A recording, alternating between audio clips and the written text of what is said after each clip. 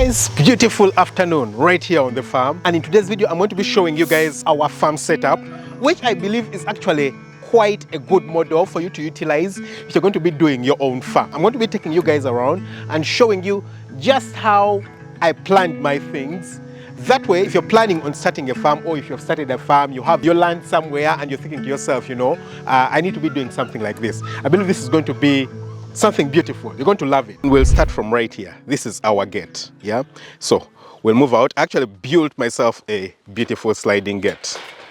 You guys can see it, okay? You can see it sliding right there.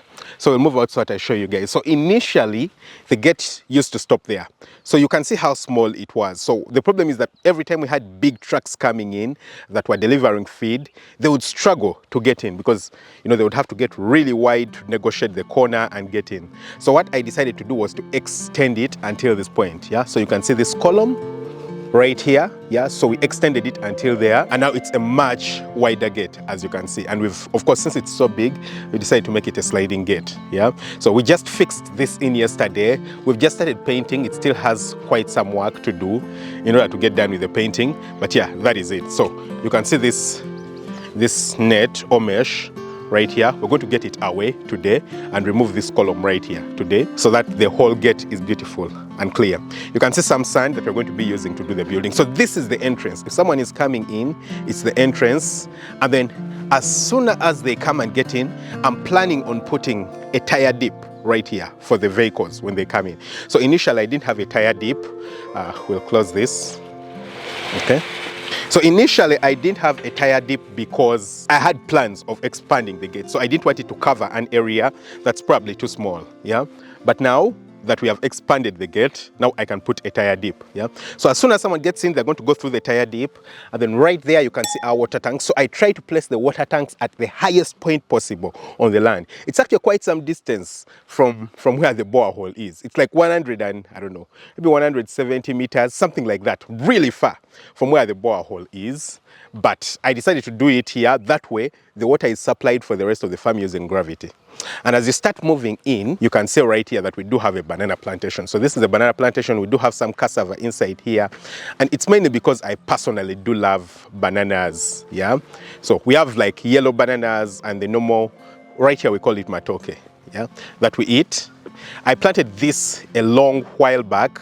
And it's, well, these are young, as you guys can see. These are young. They haven't yet started fruiting and putting on fruits, but this side, they are older ones, yeah? And these ones already do have fruits that we are already eating, yeah? And this probably covers maybe an acre, yeah? Probably an acre. The banana plantation covers the biggest part. And one of the main reasons why I like the banana plantation here is because it literally hides the farm. As you guys saw, when someone is standing at the gate, you could barely see anything that's happening this side, yeah? It literally hides the farm, and someone can't see exactly what is happening this side unless they come in, yeah? Now, of course, we do have a camera somewhere there. I don't know if you guys can see it, to monitor everyone who is coming in. Now, as soon as someone comes in, right here, the first thing that they're going to encounter right here is a kitchen.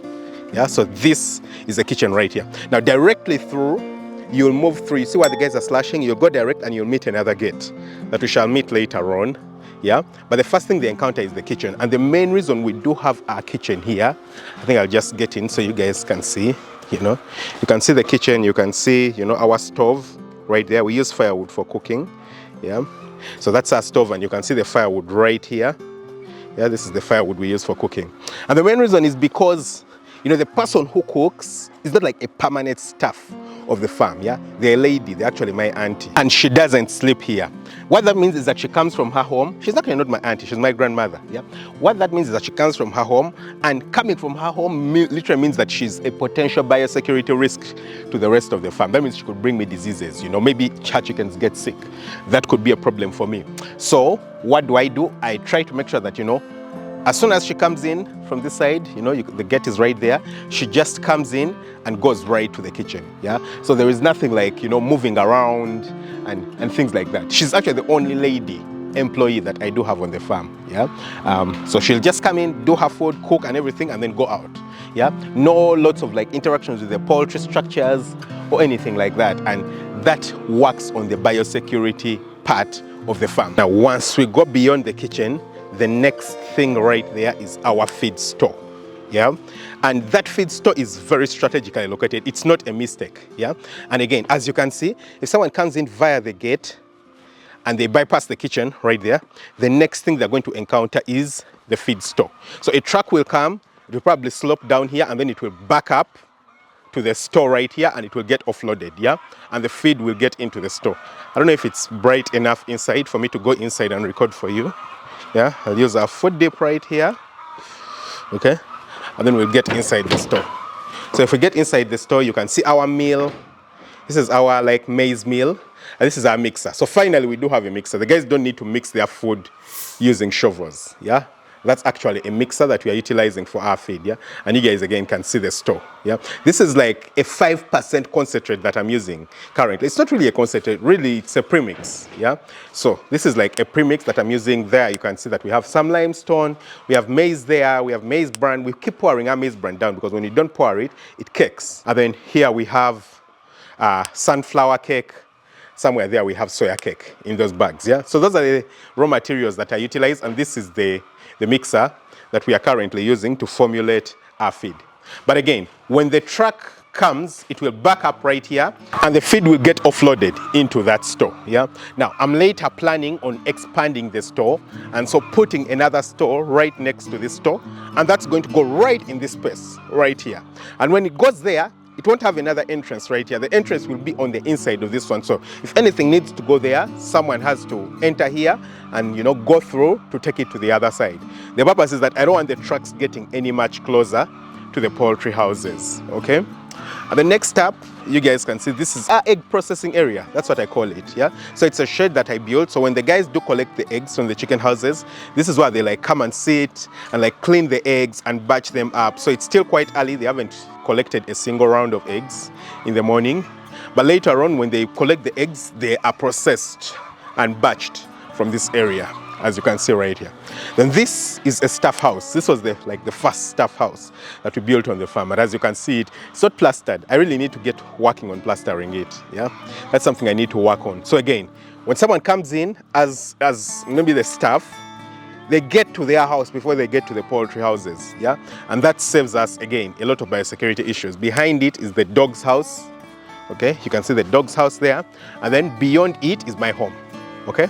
Right down here. So you can see my home, you can see the truck right there, and you can see the compound right here. So again, if I do have visitors coming to see me and they're not coming to see the farm, because I don't allow people to visit the farm, they just get in through the gate, come right here, and you know, they've come right to see me, yeah? So no need for risking anything because someone is coming to see me. No, they don't have to have any access to the farm. They'll just, you know, probably drive or walk through, right through to my home without having any form of access to the poultry farm itself, okay?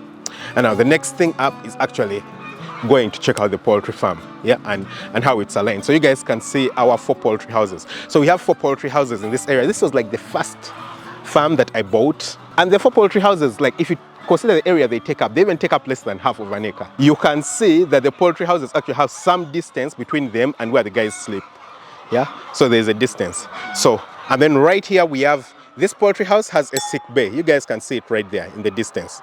That's a sick bay. So I've tried to place sick bays for all the poultry houses, yeah? So again, we have 4 poultry houses and each one does have a sick bay. That is the sick bay for that poultry house. We've already seen the sick bay for this house. This house has its sick bay right here. Now this is the only house without a sick bay, yeah? And we need to, you know, to get a sick bay for it. Those are, you know, egg laying boxes, and they are for this flock. This is the youngest flock that we do have on the farm, yeah? 2,400 birds inside here, yeah? 2,400 here, 2,400 somewhere else. It's a flock that came in with 5,000 birds, but then we divided it into 2 houses. One here, and one in the distance. You guys can see it behind that house, but we'll get there a little bit later on. And as you guys can see, there is proper spacing between the 2 houses. Between these 2 houses is 13 meters. 13 meters between the 2 houses. And the main reason for that is because we need proper aeration. As you guys can see, the houses are tall, and you know, you're going to have gases inside here. You're going to have sulfur, nitrogen, you know, ammonia, carbon dioxide, carbon monoxide, all those gases that are released either from the droppings of the animals themselves, you know, from the wood shavings that are, you know, getting decomposed and all those kinds of things. They're going to be inside there.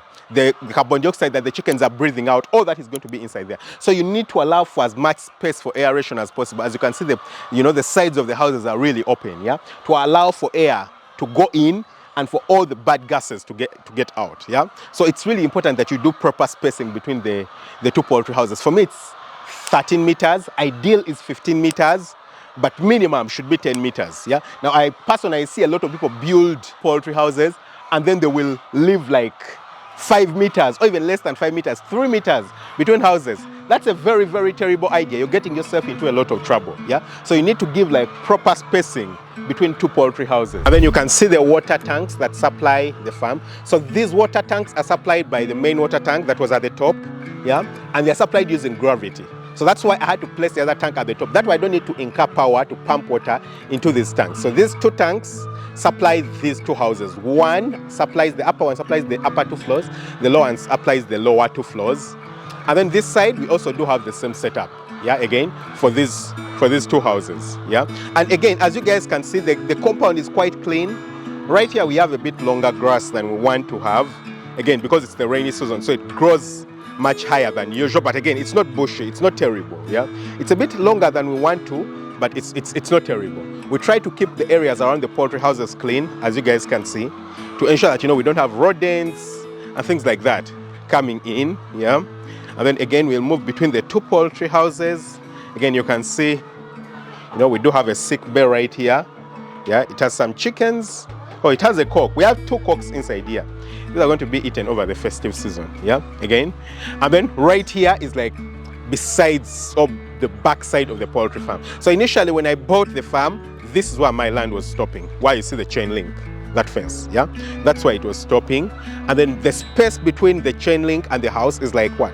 Maybe 6-7 meters, something like that, yeah, 7 meters also. And that's very important, yeah, because again, I see a lot of people build poultry houses and the chicken house is right next to the fence. That's not a good thing, and that poses problems. 2 potential problems. Number 1, if it's next to the fence and the fence is a wall fence, then aeration is going to be compromised in the poultry house. That's number 1. Number 2, if it's next to the fence and it's a chain link fence like I do have here, then you expose yourself to potential malice and things like that. I mean, people can easily throw poison or anything like that inside your poultry structure. So you want to keep, you know, your structures not very close to the wall. For me, this distance is long enough that it's difficult for anyone to try and throw anything inside there. Now again, you can see that we have trees right next to the poultry houses, and these are grevillea trees. Yeah. Now, ideally, it's not very good to have trees next to poultry houses. Yeah. But I planted these trees for 2 main reasons. Number 1, as you guys can see, the kind of structures we have, they are, you know, made from poles. Yeah. And these are not like the very strongest material. They are strong, but they're not as strong as concrete. So what that means that we need to shield them in one way or another from very strong winds. Now, my area over here doesn't have very strong winds, but still, we need to shield them in one way or another from very strong winds. And so I needed to put trees to act as windbreakers. That way, as you can see, if very strong winds come, they'll be stopped by the trees before they hit, you know, the structures. And so the structures can remain intact or, you know, standing for a very long time. Now, the second reason you don't want to put trees next to poultry houses, or the main reason, is actually because of birds. Yeah. So you don't want birds coming close to your poultry houses because, like I said, birds carry diseases. But guys, I'll tell you something interesting. I have never seen a single bird on these trees. Yeah, and these trees have been present for a long time. You'll find birds in, like, for example, this is a guava tree. You'll find birds on it. Right down there, I have an avocado tree. You guys can see it, yeah? And you could find birds on an avocado tree, but you won't find birds on grevillea trees. And I think because birds can tell that these are exotic trees, you know, these are not like indigenous natural trees. And I think birds just don't love exotic trees. Yeah, I think that's why people keep saying, you know, we should plant more of the indigenous trees, because birds never find refuge in these exotic trees, you know, whether it's grevillea, whether it is eucalyptus. You will never find a bird's nest in a eucalyptus tree. I don't know. If you have, please let me know in the comment section below. Yeah, personally, I haven't seen it. I've never seen a bird taking refuge or, you know, building a nest inside grevillea trees. Never ever seen it. So what that means is that despite the fact that they are close and present to the poultry house, they don't really pose a biosecurity risk because birds just don't nest inside there. Yeah. Now, the other issue that you would have with such trees is them falling over and falling on the poultry house. But well, I'm hoping that that doesn't happen. And then again, right that way is where we came from. You know, again, you can see the kitchen right there.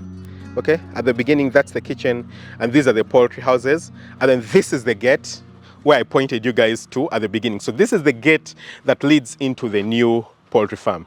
Meanwhile, right there you can see my house, and it's like at the very end of the land. And you might wonder why I built my house like very close to the chicken houses and not like in the middle of the land. And it's because initially when I had made plans, I wanted to actually build myself a beautiful big double-storied house on that land. Yeah, so I planned it out in such a way that when I first built this house, I wanted to build it as a boys' quarter, and then later on build myself a big house where I can move into that will probably be more centrally located and not very close to the poultry houses. But then later on, after some time, I thought to myself, and I'm like, no, I don't want to live in a big house. I don't want a big house. Completely not necessary for me. So I changed my mind, and so this turned out to be my permanent house. And so I decided to use like the rest of the land like for a compound, a place where the kids can play from and enjoy themselves. And so just like that, I moved from wanting to have a big house to having a small house. But I love it because then that means that I have a lot of space to utilize for the kids to play and run and for me to enjoy myself and, you know, have guests over.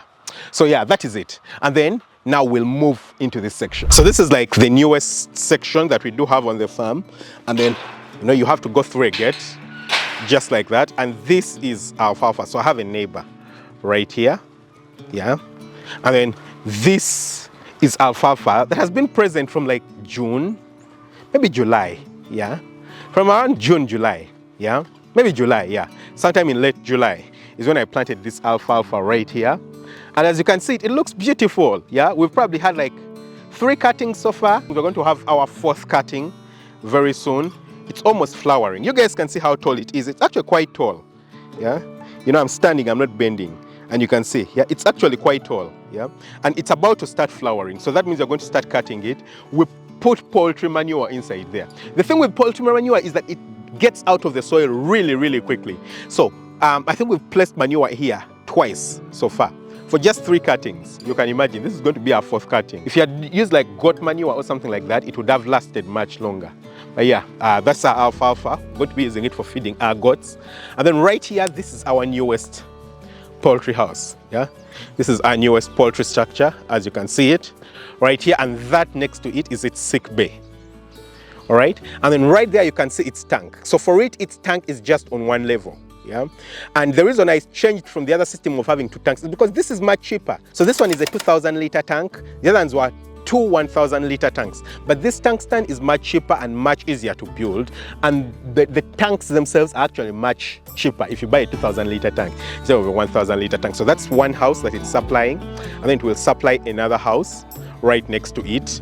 And then later on, I'll build a 3rd house right here and a 4th house. So that means that very soon we're going to have 20,000 capacity poultry farm. Now currently the capacity of the farm is what? 40,500, because that's 10,000 right there plus 2,500 right here. That makes it, you know, 12,500 plus 2,000 where, you know, my dad's house is, the place where I started my farm at. Yeah, that's 2,000 over there. So 14,500. So I'm hoping, you know, sometime very soon we shall probably get to 22,500, because if we put 10,000 more here plus 10,000, it will become 22,000. Yeah, that's the goal. At some point to have a 22,000 capacity farm, and then maybe expand into the area where the alfalfa is, and that will make it like what, 32,000. That will be really beautiful for someone who started with 750 birds to get to 32,000. That will be crazy, unbelievable. And then right here is our newest staff house, also not plastered. You know, when I say not plastered, that doesn't mean the inside is not plastered. No,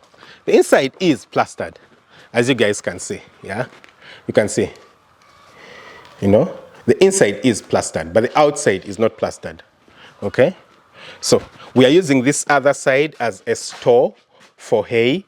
Oh, the store is full. But anyway, I built a hay store on the goat farm, so we're just going to transfer this. The next time I come back around, we're just going to transfer all this hay from here and take it to the, you know, to the goat farm. Oh, this looks nice. This is like the newest hay that we do have. It looks really nice. Yeah, just going to transfer it from here and take it to the to the goat farm. The goats will love it. And then we'll move to the back of this so that you guys can see our new dog houses. So we have 4 more dog houses. So this is the back. You know, this is, so for the new farm, on the boundary, I decided to plant eucalyptus trees. I don't know if you guys can see them. Yeah, I decided to plant eucalyptus and not grevillea. I decided to try out something different. And they are growing so quick, guys. These trees are less than 3 months old. You know, they're less than 3 months old, and take a look at how tall they have become. It's crazy how quickly they grow, really crazy. But then that explains why birds don't love them. I mean, you don't just grow that quickly and birds will come towards you. Yeah. And then here you can see our dog houses. So these are our new dog houses. I've planted hibiscus right next to them to ensure that they are shielded, because you can see that we do have a neighbor right there. Yeah, so to ensure that they are shielded from the outside, so that people outside cannot see them. So the hibiscus is going to grow up and become a big hedge that will probably, you know, go up to this level, you know, beyond the level where people can see them. And then, you know, it will be a big hedge that protects them from being seen during the day. So that when people are passing by, because there's a small tiny path right there, when people are passing by, they don't see. Again, you can see the space. There's like proper space between the fence and the chicken house right there. Yeah, proper spacing. So yes, guys, that's how I have actually set up my poultry farm. It's ideal for biosecurity reasons, as you can already see, and for purposes of proper workflow. It's very good. Now, there's still a lot of other things that I still want to do with the farm. Very soon, we're going to be building like an area where the guys can watch television from. We don't have a television, or like, you know, fun activities. Yeah, I bought the guys balls, but I don't see them playing soccer. I don't know. Maybe the balls got spoiled. I'll ask them. I don't see them playing soccer again anymore. We're going to get a place right next to the kitchen, actually, where we're going to put like a television screen where they can watch from, because I know that's one thing that's going to draw a lot of them. And so I don't want to isolate it and place it this side, because what will happen is that once the television is on, all of them could just decide to come this side, and then no one will be there, and then someone could get in and steal something or something like that. So I want to put the television in such a central place that, you know, they can see anything that is happening. Yeah, literally as close to the entrance as possible. So that's one thing that we're going to be doing. But I've tried to set up the farm in such a way that it's functional and it works very well. It is well thought up, and this is something that you can, you know, copy and utilize on your farm. But then, if you're someone outside there and you want to start a poultry farm and you have completely no clue what it means or how to start a poultry farm, I personally have developed these experiences and this knowledge over a really long time. I've made my mistakes. For me to get to this point where I'm doing this really well, I've made my mistakes, I've lost money, thousands of dollars. But then I've gotten to a point where I now know exactly how to set up the farm and how to actually run the farm. And I've actually helped thousands, I wouldn't say thousands, but hundreds of people to set up and run farms. So because of that, I've actually built a beautiful course, the Farmup Academy, where you can actually join, and I can train you on how to set up, or you can learn on how to set up and run your own poultry farm. For you to join the Farmup Academy, it's by application only, because you're going to be working with me on a more personal level. So I need to make sure that you're fit to join the academy. So because of that, I'll leave a link for you to apply in the description of this video. Yes, so just go below the description section of this video. You're going to find a link of how to apply to join the Farmup Academy. You can apply, and then if you're fit, you'll be able to book an appointment with me, and then we can go through it to see if you can, you know, I can offer you the option to join the Farmup Academy. Don't forget to hit the subscribe button. Catch you very soon with another one. Lots of love. Bye-bye.